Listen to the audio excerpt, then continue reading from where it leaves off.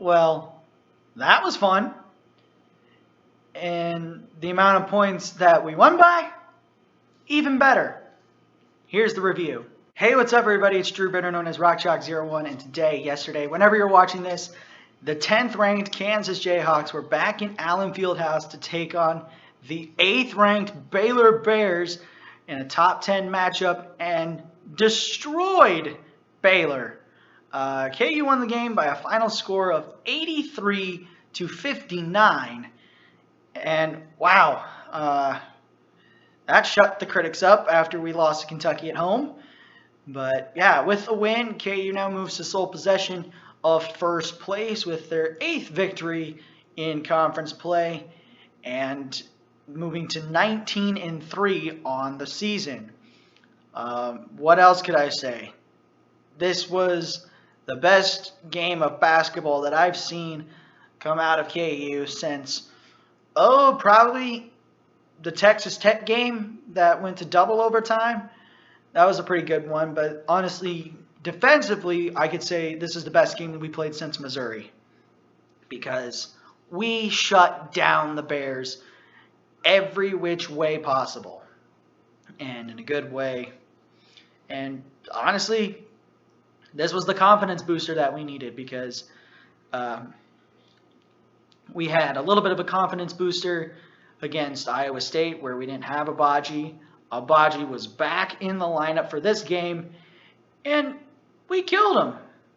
And yeah, so anyway, for those of you who do not know, I give positives and negatives about the game, give a player the game and a player who needs to improve. Without further ado, let's jump into this shit. So my biggest positive coming from this game was KU's defensive prowl against Baylor when it came to shooting entirely from the game, like from the field in this game. KU forced Baylor to shoot 30% from the field and 26% from beyond the arc the entire game. It was 25% from the field and 16% in the first half, but ultimately KU let them shoot a little bit better, but still very low percentages when it comes to shooting from the field and shooting from the three. KU backed that up by shooting 52% from the field, a shaky 25% from beyond the arc, and 78% from the free throw line. So KU did better in 2 out of the 3 categories when it came to shooting wise. Baylor won, of course, the 3-point battle, but honestly, we really didn't need to shoot threes in this game. What else could I say that KU did well? KU did well shooting the ball inside in the paint. Second chance points, that also went to the Hawks. But rebounding was another big factor, as KU won the glass 46-37. And if you just take KU's defensive rebounds, KU would have lost that battle by 2, 37-35. But 11 offensive rebounds make big plays. Also, forcing turnovers. KU forced 14 Baylor turnovers. KU actually forced Baylor to foul a lot. 18 fouls were committed by the Bears, only 13 by the Hawks, which also include a technical foul that was called on Scott Drew. Honestly, it should have been thrown out of the game, but So that is it for positives. Negatives, struggle again with the turnovers. We brought them down, but once it got to the second half, KU did better in the first half with turnovers, as KU only had 5, but 12 in the second. That hurt in a way. So it didn't hurt drastically, but it will hurt when it's closer games like that. So KU had 17 turnovers. That's got to be fixed. The 3-point shot needs to be fixed, as we only shot 25%. So just a little bit of work taking care of the ball and shooting better from the perimeter when you got like 6'5", 6'6", maybe 6'8" at this point, because I'm thinking of Michael Mayer, who is like a twig, but he's tall, so just need to be better putting up shots from beyond the arc. But other than that, it was a great all-around game, so those are my positives and negatives. Many guys stepped up and played great tonight, but unfortunately, I got to give one player of the game, so I'm going to give some honorable mentions. First up, Mitch Lightfoot had a great game. 8 points, 5 rebounds, 2 blocks in 15 minutes. Made all of his shots from the field, but went 0 of 2 from the free throw line. Who else we got? We got Jalen Coleman-Lands. 8 points, 2 rebounds, 1 assist in 11 minutes. Went 4 or 5 from the field. 0 for 1 from beyond the arc, but still had an incredible game there. David McCormick, another one. 9 points, 8 rebounds, 1 assist, and a block in 21 minutes of play.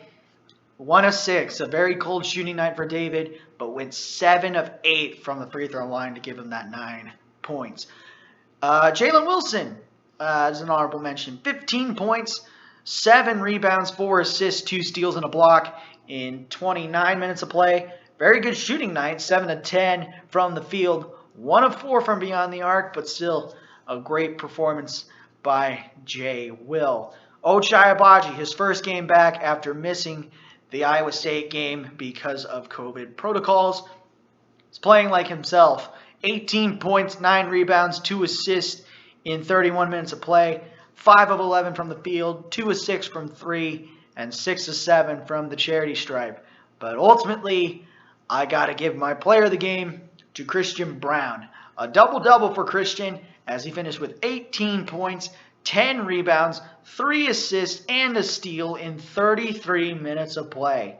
Christian finished shooting 8 of 14 from the field, 1 of 3 from beyond the arc, and went 1 for 1 from the charity stripe. Had some great plays, hustle plays to get some great rebounds. Also, a couple nice dishes here and there, but most of it came from shooting inside the paint, as that was mostly Christian's bread and butter. So ultimately, he's going to be my player of the game.